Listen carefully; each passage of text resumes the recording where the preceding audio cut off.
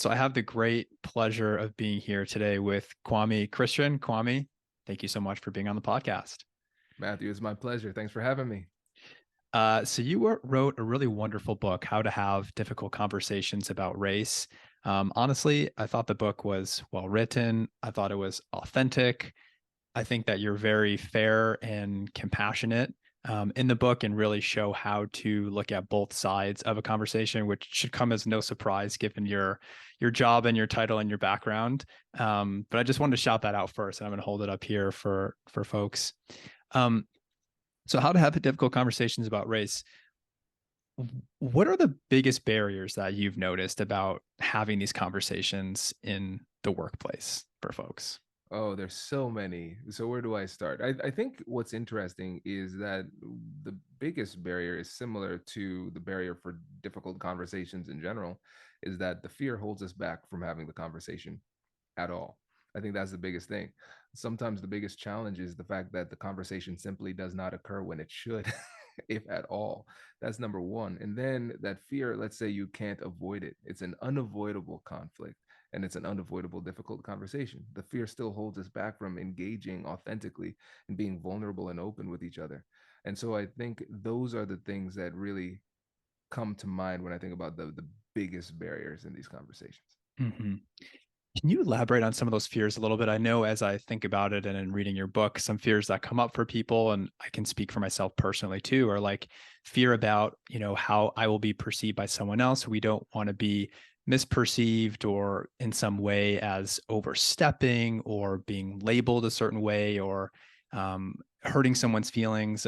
Are those common things that you observe in those situations? Yes, and Matthew, I'm seeing this everywhere. I think that's the cool thing. I mean, it's cool for me because I study this and I like to be helpful, but it's not cool for the people who are experiencing the fear. But it's pretty universal. No matter where I am in the country or in the world talking about this, the fears are very similar.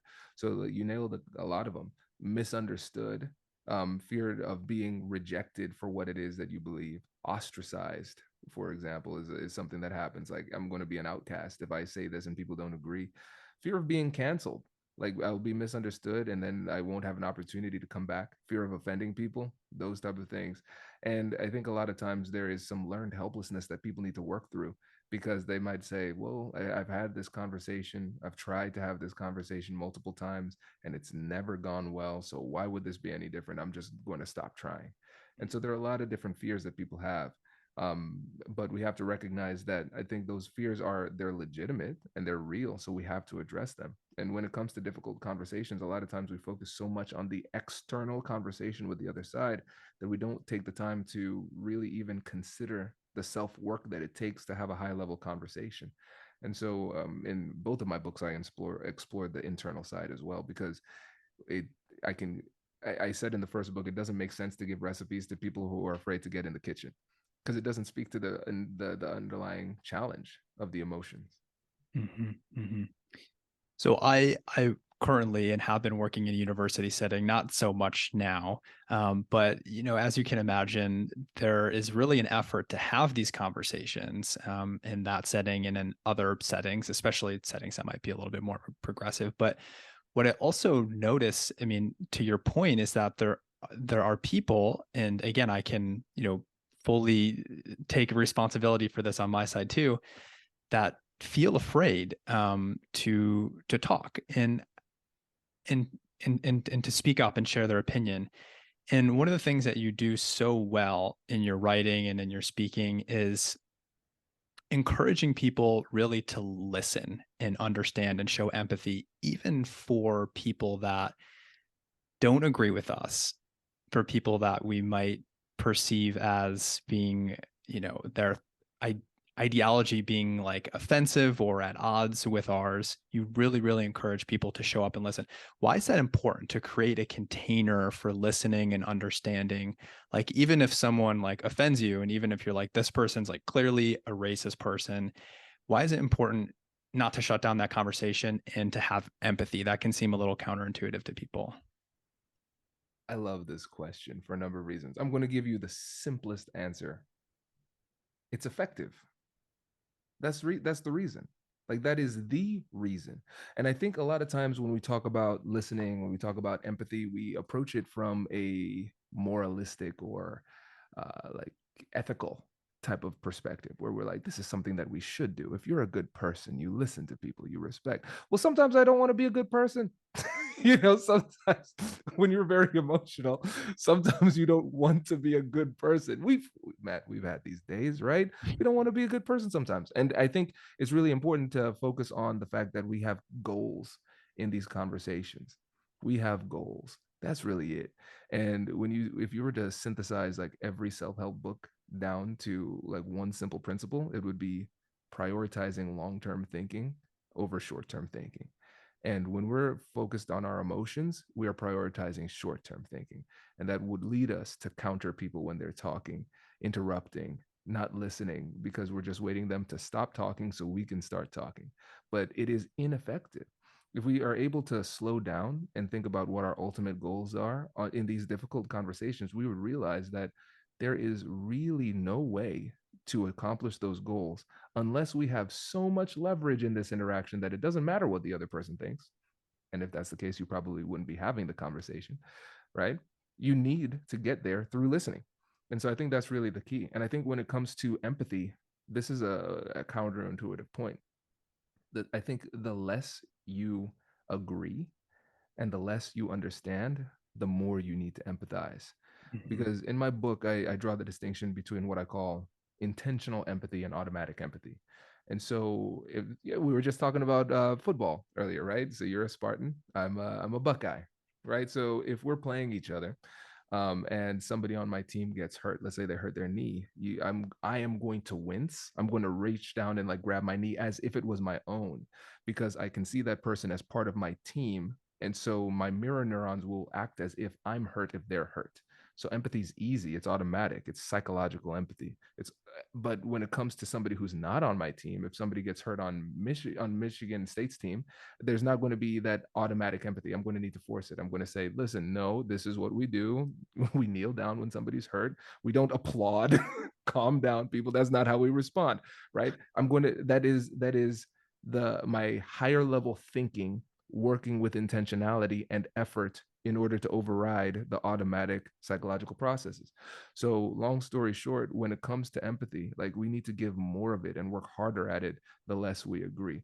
And empathy just means understanding. It doesn't mean condoning. It doesn't mean that we agree.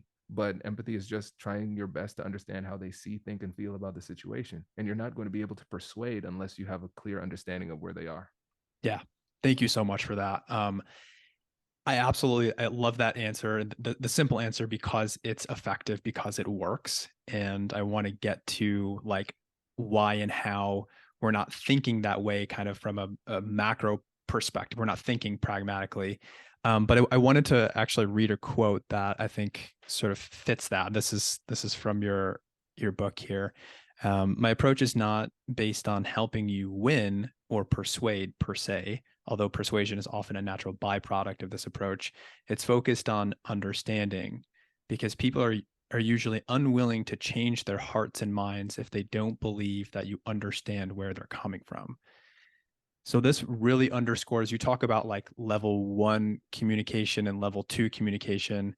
The level 1 communication is just developing that human connection with someone, that level of understanding, if not for any other reason, because your persuasion is simply going to be ineffective without that level 1 conversation. So um, I don't even know if I have a question around that, but do you have a response? No, this is great. It's and I'll tell you one thing. It's so funny hearing people reading the book. It's heartwarming too, because you stay in this little cave for a long time, just typing away in solitude, and it's just nice to see that it's well received. So I appreciate that. But I like the simplicity of thinking about it in terms of level 1 versus level 2 communication, because it makes it clear what the goal is.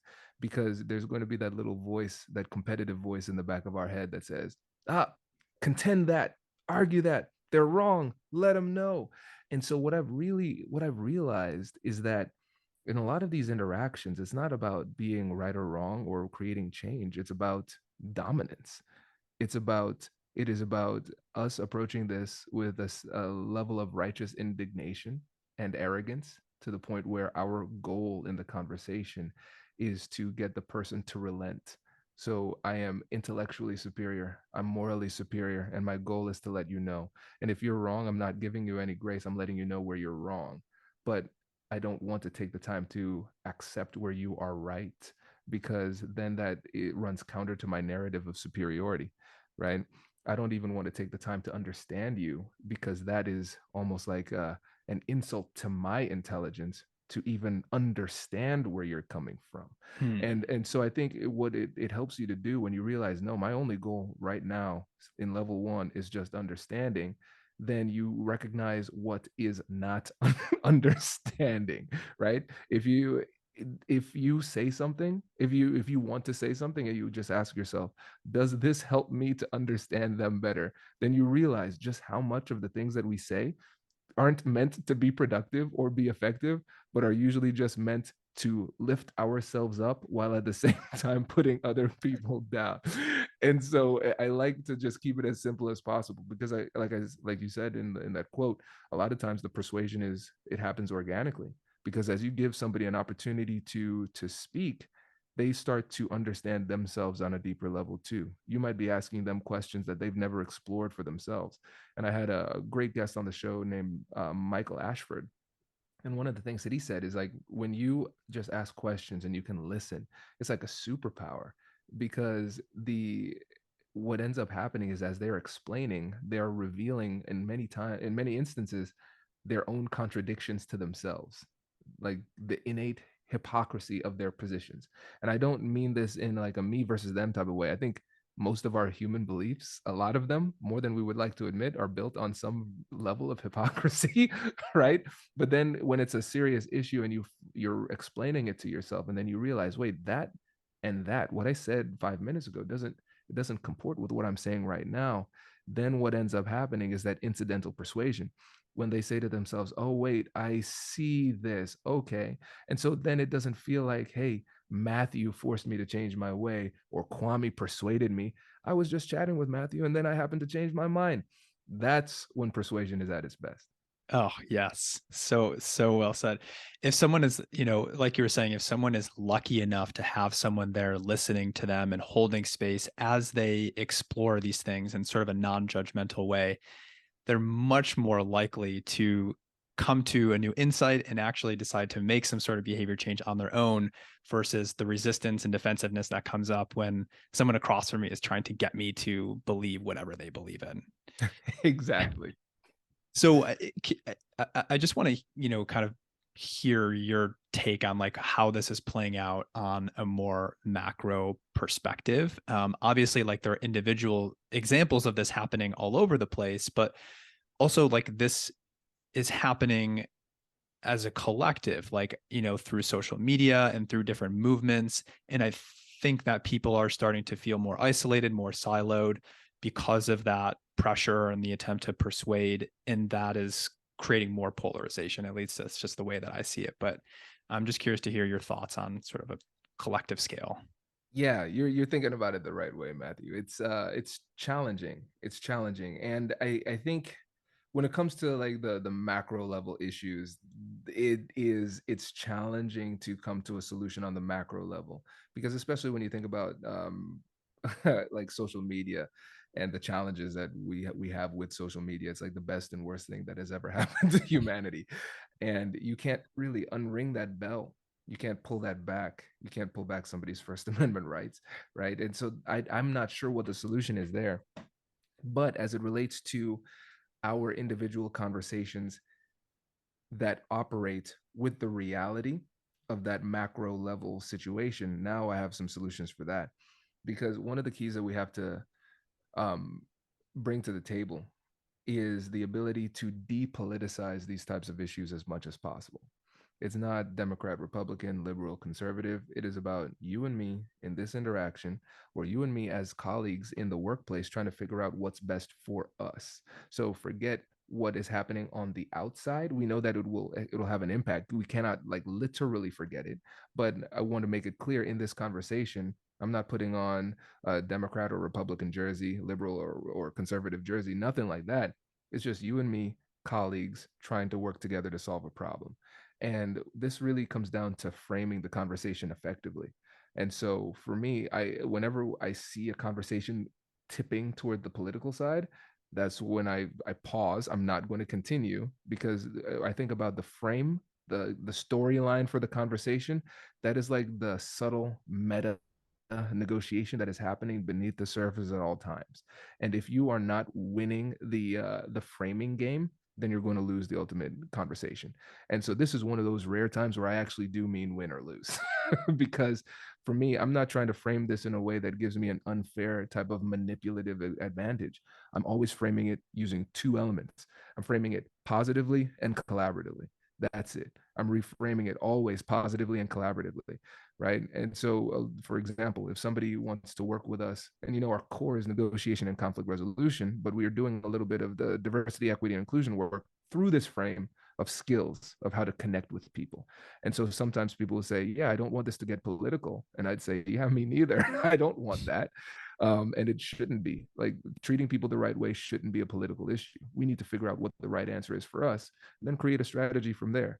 And so every time it starts to veer like, oh, I'm afraid of politics, good, you should be. don't, we don't need to talk about that. Let's keep it focused. So I think that's one way to make sure that those potentially destructive elements from the outside don't weave their way into these conversations, because they could take us way off track. Mm-hmm. Are you willing to say a little bit about how you do that, how you help to deconstruct the political context around things, and like some strategies people can use? I don't mean to get too much into the secret sauce here, but oh no, let's get all up in the secret sauce, okay. Matthew. This is All this right. is your podcast. That's what we're supposed to do. And so I think back to my time in law school, when I was learning about negotiation really for the first time. And one of the traps that younger attorneys get into when it comes to negotiating on behalf of your client, let's say it's a business deal, but there are legal elements. So now we're here in litigation.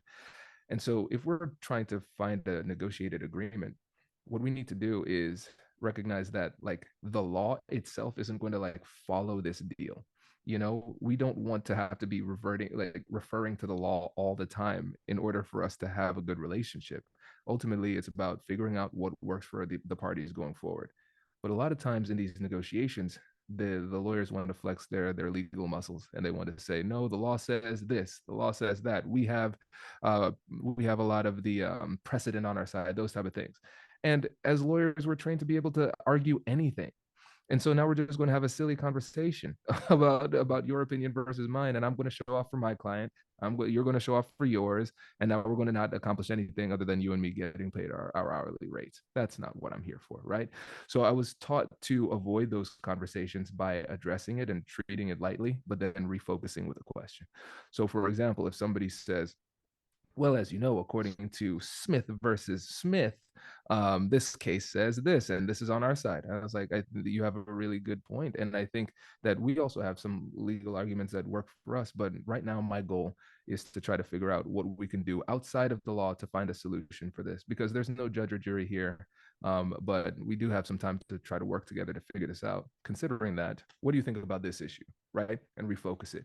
Because if you completely ignore what somebody says, they're like, seemed like Kwame ignored me. I'm going to bring that up. I'm going to keep bringing it back up. So you cannot ignore their concerns, but you need to validate it. Treat it like an emotion, right? So when I think about the compassionate curiosity framework, we have acknowledge and validate emotions, get curious with compassion, and joint problem solving. I'm going to treat that essentially like an emotion. And so somebody brings up politics. Well, the Republicans say this or the Democrats say this. And it's like, listen, I think you bring up a good point. I think those things are really important. And the problem is, for this conversation, we're focusing on X, Y, Z. Considering that, what do you think about X? So it's like, I'm going to address that, but I'm going to very smoothly shift it to something that's a little bit more productive. Mm-hmm.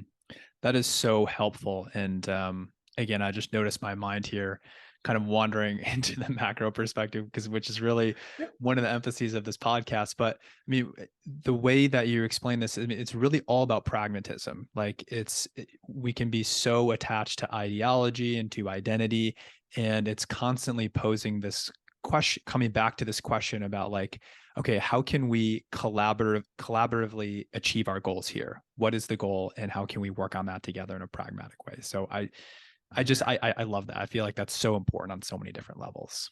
Yeah, I appreciate that. And I think we can talk about policy, because I think the same types of um strategies can be implemented when it comes to policy. We just need to be very narrow and focused on what it is that we're talking about, right? So if we're talking about some political issue, I'm not going to just like name one randomly, right?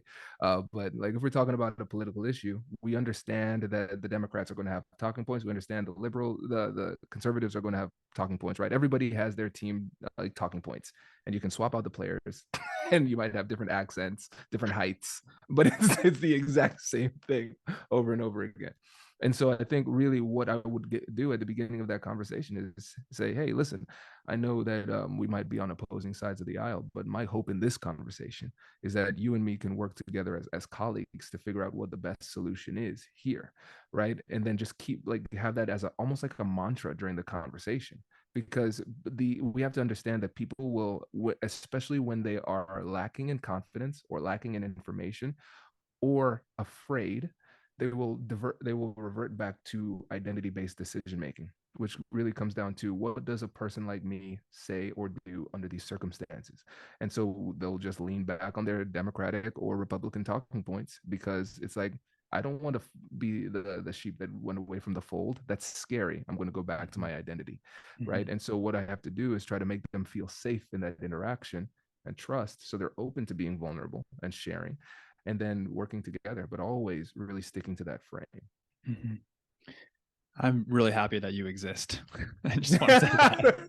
Thank you. Compliment of the day, man. I Yeah. appreciate that. Um, so I was, I was reading the book and you gave an example here. You were doing a workshop and working with someone, I think maybe like a CEO who was describing a situation where someone came to him and was um, basically saying that like they were worried about a certain situation, that race was playing a role in a situation. The CEO felt like, well, I didn't really see race in that situation, not from my perspective. And he expressed that he felt that like even bringing up race or pinning something on race could make the situation worse.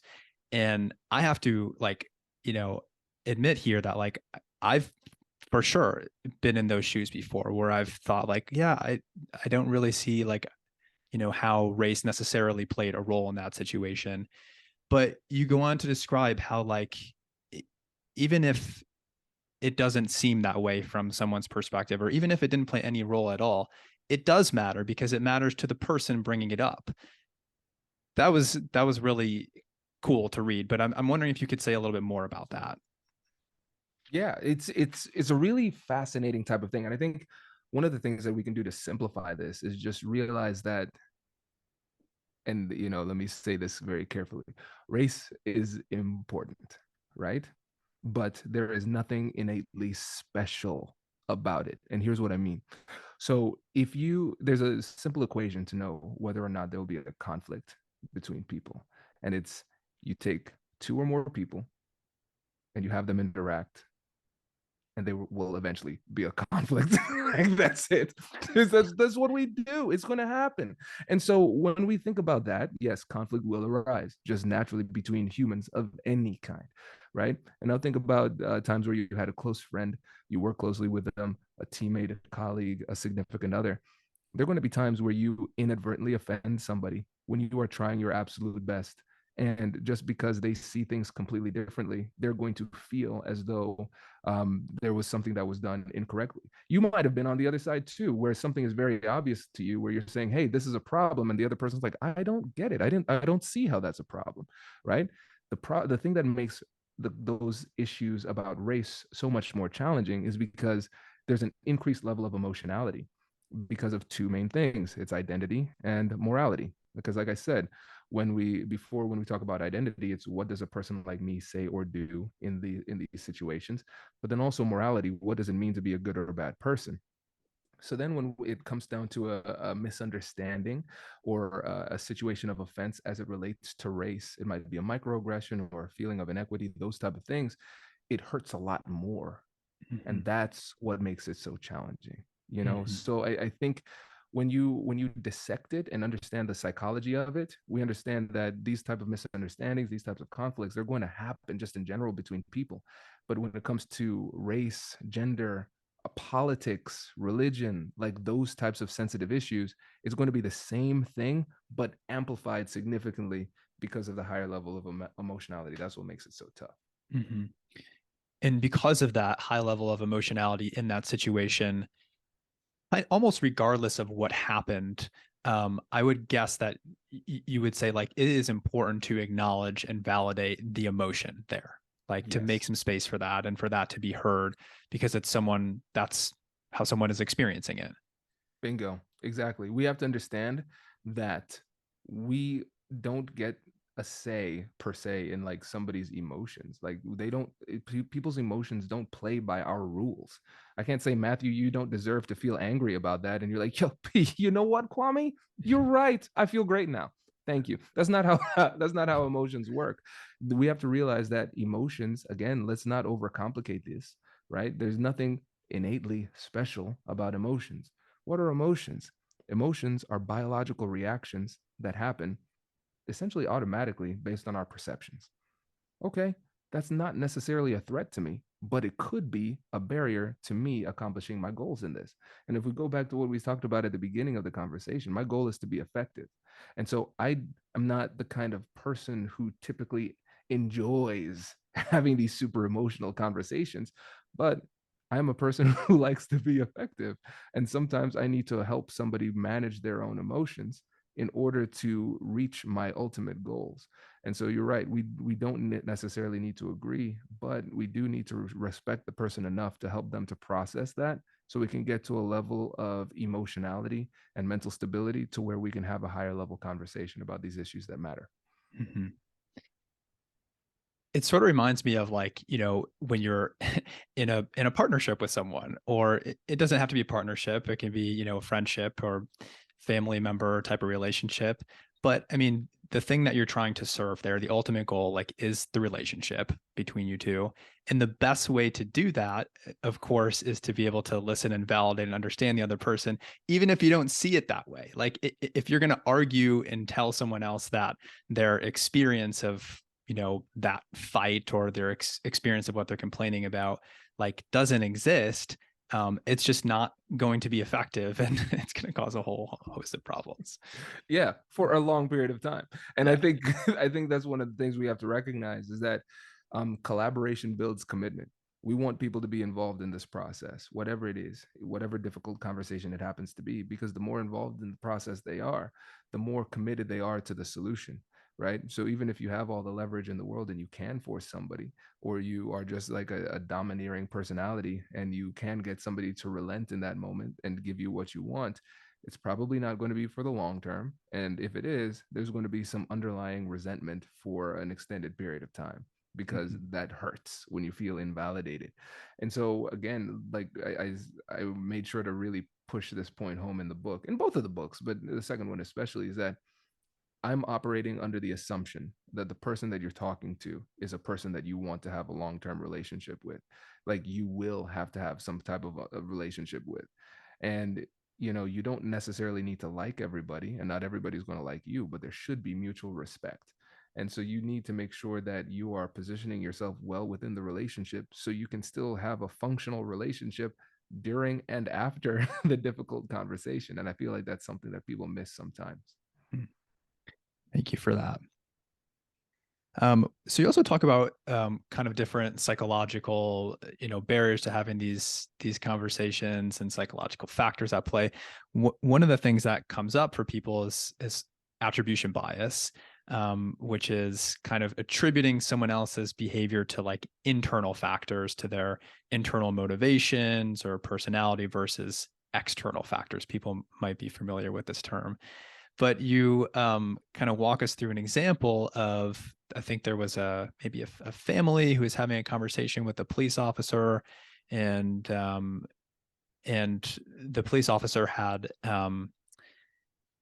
or the family thought that the police officer's behavior was motivated by race. And so I imagine that you kind of work, in these types of situations a lot. I'm just curious kind of how you work with people in those situations, and maybe this specific situation. How do you sort of help arbitrate these difference of opinions? Yeah, I'll just leave it with you Yeah. there. Yeah, no, this was a very eye-opening mediation here, because I just treated it like a regular mediation, in that I said, okay, I like to use shuttle diplomacy, where I'm talking to one party solo and then another party solo, because if you have them talking in front of each other at the very beginning, a lot of times it's just posturing, and they're like abusive to the other side and things like that. So I don't want that. I just want to have really intimate conversations with each side, and then when they convince me that they are stable enough to interact, then I bring them in. And so doing it that way allows people to feel a lot more comfortable being vulnerable with you. They'll share information that they wouldn't share in front of other people. And so I could empathize with the family, and empathize with their perspective, and see where they were coming from. They had a legitimate beef, and based on their history and what they've seen from other people as they've been treated negatively from the police, they're sensitive to those types of situations. And I don't mean sensitive in a trivial, like, oh, you're being sensitive, like an insult. I'm talking about the like sensitization that comes from a psychological perspective, where if Mm, you've experienced trauma or witnessed trauma, you are going to be hyper aware of instances of that type of behavior in the future, right? It's kind of like post-traumatic stress disorder. So for you and me, if a balloon pops, a balloon pops. If somebody just came back from war, a balloon pops. That's an explosion. They're going to respond differently, right? And so we can't be surprised about that. And so, as a protective measure, a lot of times people of color who have been mistreated in the past, they're hypersensitive to instances of mistreatment as a defense mechanism, as a protective measure. And so that's where they were coming from with this interaction with the police. And so then talking to the chief of police, he was saying, yeah, we did everything right. We didn't do anything wrong. Everything was fine. And legally speaking, by the books, he was correct. And so what I said is, like, this is not the issue isn't right or wrong in the case of this black letter of the law. The issue is the perception. And I know you want to have good community relations. You need to work through the relationship here and the perception. And mm, so you can't do that while denying their experience. They had like an interaction with a cop. The cop was a jerk. That's the conclusion that they came to, right? So contending the facts here is really just going to make things worse. And when you contend the facts too aggressively, and the person doesn't feel heard or appreciated, you run into something called psychological entrenchment, where your persuasive efforts just make things worse. They just get stuck, and they are mm, more immovable. And so what we had to do was we honored that experience. We said we apologize. This that is what occurred. And I think there are some things that we could do to make sure that things are better. And so we focused on the future. We focused on how they could work together to make sure that other people don't feel that same way in similar circumstances. And it turned out to be a really great mediation, but it took time. It took, like, actually it took multiple days, but they got there, and people felt satisfied with the outcome. But I think it was a learning experience for everybody involved, because the cop was focused on the police chief was focused on the letter of the law, and realized that there was something deeper there, and then was able to empathize, because I told him, I said, hey, listen, let's imagine you get pulled over and the cop is a jerk. What are you going to think? And he said, I'm going to think the cop is a jerk. It's like, okay, now let's say that same cop does that to a black family. What are they going to think? They're like, oh, I have the privilege of being able to think, yeah, this was not about me. This person's just a jerk. But if you've lived a life of like racial trauma and mistreatment, then you're going to legitimately jump to that conclusion, because that's the conclusion that keeps you the safest. mm. So it was a challenging one, but we got there, and it took a lot of time and effort. But the ultimate result was positive. As you're talking about this, I'm just noticing like almost like a feeling of like catharsis coming up, just listening.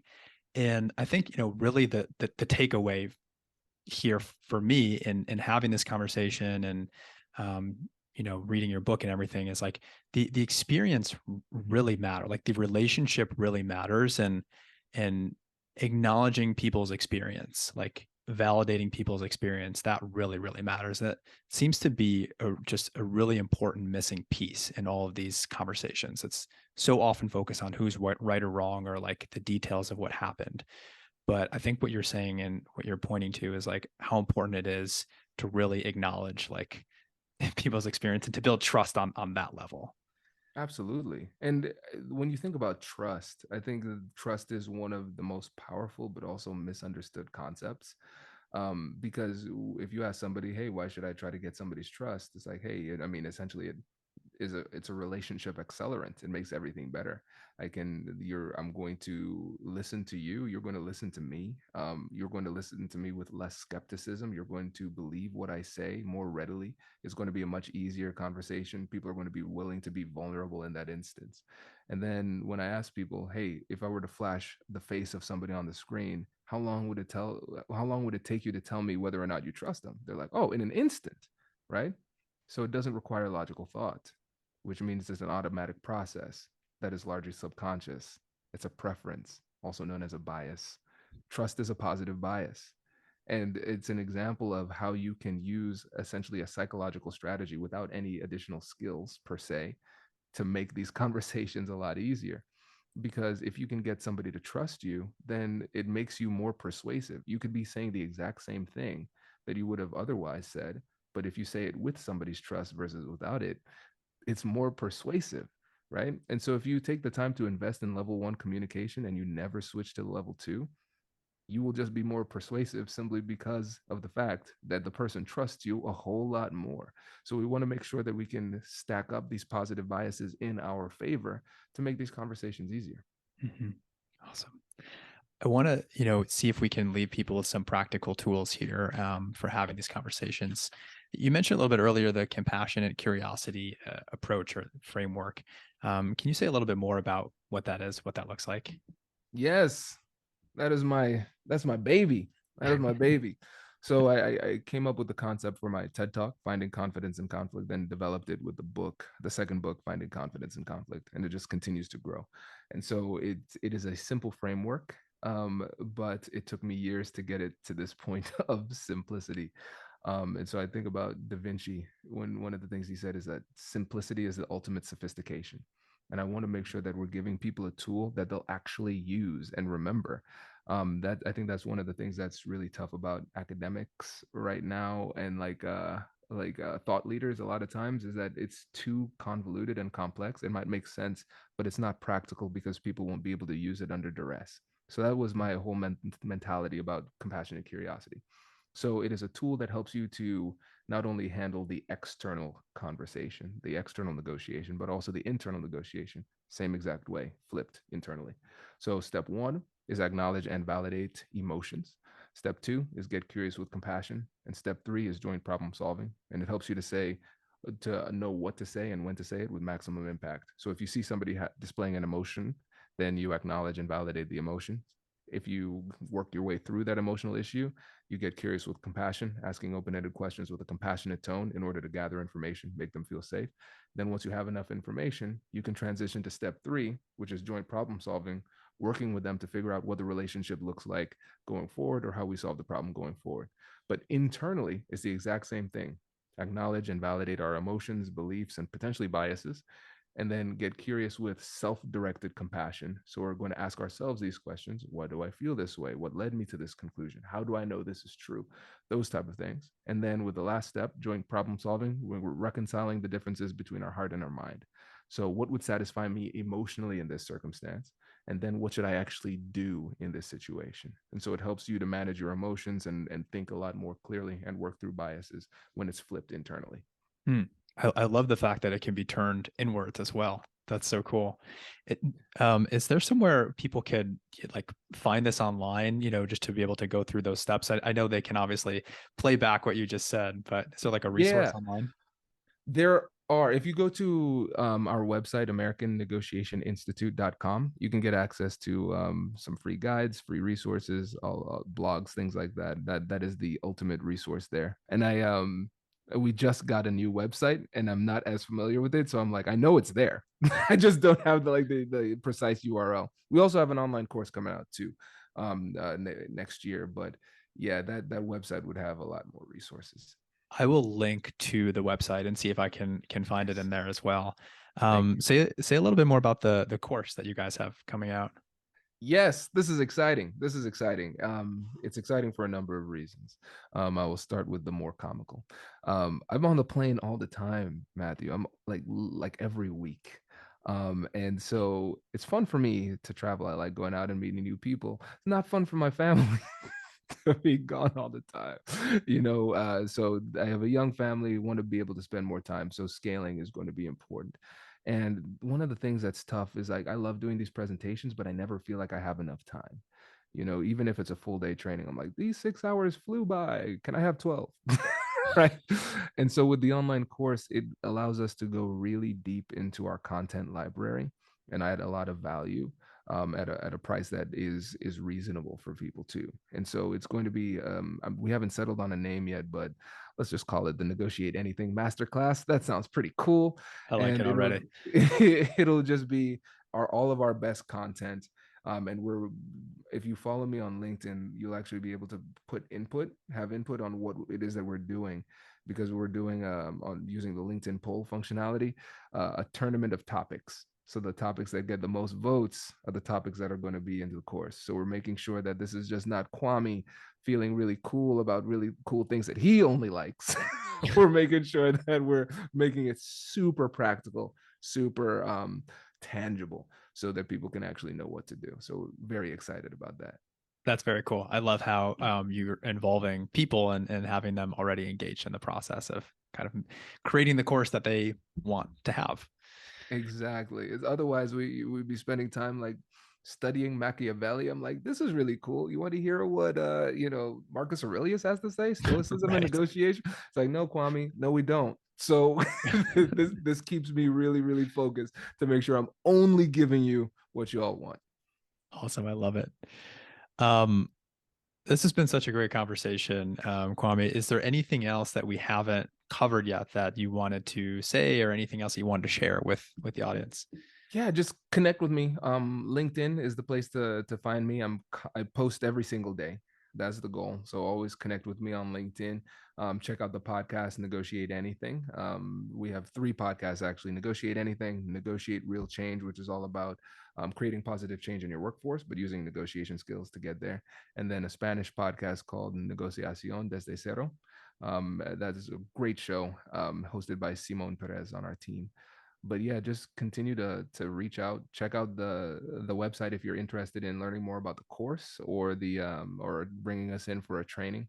And then regardless, follow me on LinkedIn. That's the best way. Awesome.